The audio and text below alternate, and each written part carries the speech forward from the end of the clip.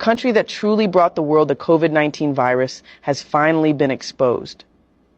You all remember when the outbreak first began? Everyone pointed fingers at China, blaming them for the spread of the coronavirus, and many people believed it. But shocking new information has revealed the real country behind the virus. And the reason they did it will leave you speechless.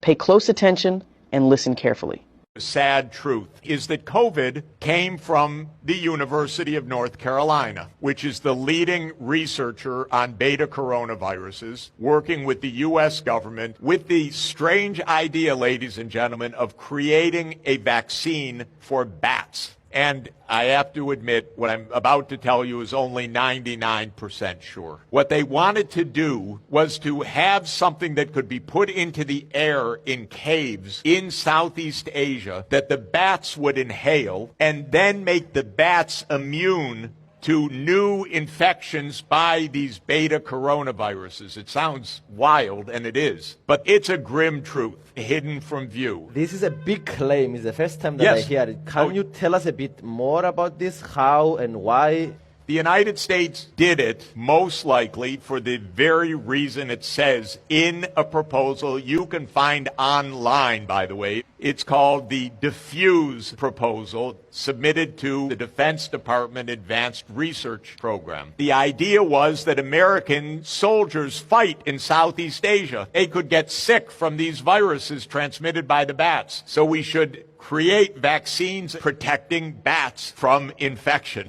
Honestly, only the U.S. Department of Defense could come up with it. Now, because of people who leaked information, we now have a very good record. And what most likely happened is there was a lab accident. So they did these experiments, and then they tested it on the bats that the U.S. has in captivity in the government laboratory in Montana. And the virus worked. It was transmitted in the bats.